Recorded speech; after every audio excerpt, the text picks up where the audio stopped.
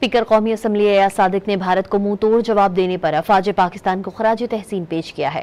कारकुनान से खिताब में उन्होंने वाज़ेह किया है कि पाक फौज ने साबित कर दिया जंग लड़ने के लिए हथियार नहीं बल्कि दिल गुर्दा चाहिए। 50 मिनट की जमीनी और फिजाई लड़ाई में दुनिया को पता चल गया कि पाकिस्तान कितना मजबूत है। पाकिस्तान के ऊपर हमला किया, अफवाज पाकिस्तान, मैं खराज तहसीन पेश करता हूँ सिपाही सालार अफवाज पाकिस्तान जनरल आसिम मुनीर साहब को।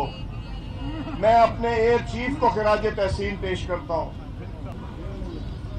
अफवाज पाकिस्तान के जवान, हमारे एयरफोर्स के पायलट और नेवी के क्रू मैन, उन्होंने साबित किया कि सिर्फ असला, टैंक, जहाज, बहरी जहाज नहीं, दिल गुर्दा चाहिए। हमारे पाकिस्तान की अफवाज पाकिस्तान, एयरफोर्स और नेवी के जवानों में वो सलाहियत है जो दुनिया की किसी अफवाज में नहीं है।